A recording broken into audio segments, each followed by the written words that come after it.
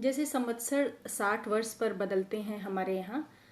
हमारे भारतीय ज्योतिष में 60 संवत्सर होते हैं जो 60 वर्ष पे फिर रिपीट होते हैं। इसी प्रकार से चाइना में भी 60 प्रकार के नाम वाले वर्ष होते हैं और फिर 60 वर्ष पे वो रिपीट होते हैं। जैसे हमारे यहाँ रिपीट होते हैं वैसे उनके यहाँ उनके अनेक नाम होते हैं। उसी प्रकार से उनमें से ही एक ये नाम है जो रैट, मेटल ऑफ रैट, मतलब धातु का चूहा, हिंदी में जिसको हम बोलेंगे धातु का चूहा। तो मेटल ऑफ रैट इनके यहाँ है। जब ये मेटल ऑफ रैट रिपीट होता है या जब भी ये आता है तो ये बहुत बड़ी तबाही मचाता है। ये मेटल ऑफ रैट नाम का जो संवत्सर है, हमारे जैसे संवत्सर होते हैं वैसे वहाँ उनका नाम है। तो ये बहुत तबाही मचाता है। इसको अगर हम कैलकुलेट करके देखें तो पहले देखें तो 1840 में जब ये मेटल ऑफ रैट आया था तो उस कारण ओपियम वार हुआ था, अफीम का युद्ध हुआ था, जिसमें भी बहुत ज़्यादा नुकसान हुआ था और चीन में लगभग दशकों तक एक ठहराव आ गया था।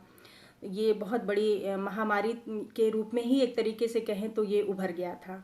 दूसरा फिर उसके 1840 के 60 वर्ष जोड़ते हैं तो 1900 आया।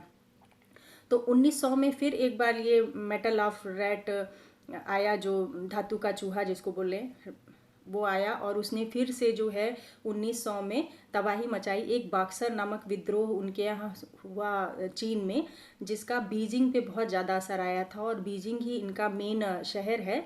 और इस तरीके से बीजिंग को तबाह किया और पूरे बहुत दशकों तक जो है ये उससे उबर नहीं पाए थे। इनका एक विद्रोह हुआ था बक्सर का, उनके यहाँ इतिहास में है ये चीज़ें। उसके बाद अगर हम देखें 1900 के बाद 60 वर्ष बाद फिर ये ईयर आता है मेटल ऑफ रैट या रैट ऑफ मेटल, जो भी ये लोग कहते हैं उसको, वो आता है। तो उसके बाद 1960 में आता है।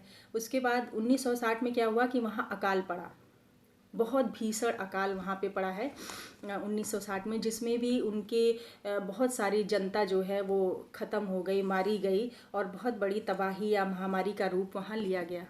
ऐसा कहते हैं कि इस समय वहाँ करीब 4 करोड़ लोगों की मृत्यु हो गई थी।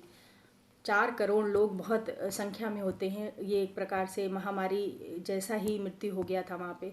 1960 के बाद में फिर हम देखते हैं कि 1960 के बाद फिर आता है 2020, 60 वर्ष उसमें और जोड़ते हैं तो 2020 आता है। तो 2020 में आप देख रहे हैं कि उनके हिसाब से, अगर चाइना की ही ज्योतिष की बात मैं कर रही हूँ, जितना मैं जान पाई हूँ, पढ़ पाई हूँ, तो उनके हिसाब से फिर 60 वर्ष बाद ये 2020 आया। और अब ये कोरोना नाम की के वायरस के रूप में, कोरोना नाम की महामारी के रूप में अपने देश वुहान को तो इसने तबाह किया ही, और अब पूरे विश्व पर जो है ये अपना पकड़ बना चुका है।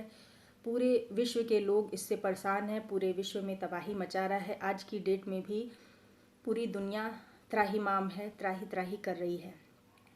और अगर हम ये उनके ज्योतिष के हिसाब से हो गया, उनका ये मानना है, उनके यहाँ ऐसा होता है, उसके प्रमाण भी हमने आपको बता दिए कि 60 वर्ष के अंतराल पे जब उनका ये मेटल ऑफ रैट, धातु का चूहा या रैट ऑफ मेटल जो भी वो कहते हैं वो आता है, उस नाम का संवत्सर आता है, तो उनके यहाँ ऐसी तबाही होती है। लेकिन अगर हम अपने ज्योतिष के हिसाब से देखें तो हमारे ज्योतिष के हिसाब से भी पिछला जो सूर्य ग्रहण लगा, कुछ हद तक हम लोग इस महामारी को बढ़ाने में उस सूर्य ग्रहण का प्रभाव हम मानते हैं, हमारा ज्योतिष मानता है। पंचांगों में भी, बहुत सारे पंचांगों में स्पष्ट रूप से ये लिखा हुआ था कि एक विषाणु जनित महामारी फैलेगी जो कि पूरे विश्व में बहुत प्रलय मचाएगी। ठीक है, तो ये उसमें लिखा हुआ था, हमारे यहाँ भी ये था कि ऐसा होगा।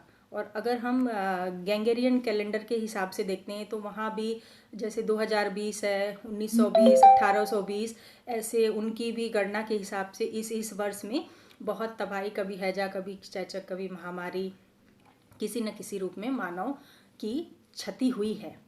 लेकिन यहाँ ये सवाल उठता है कि ये प्राकृतिक है या प्राकृतिक नहीं है, मानव निर्मित है, ये प्राकृतिक विषाणु है या मानव निर्मित है।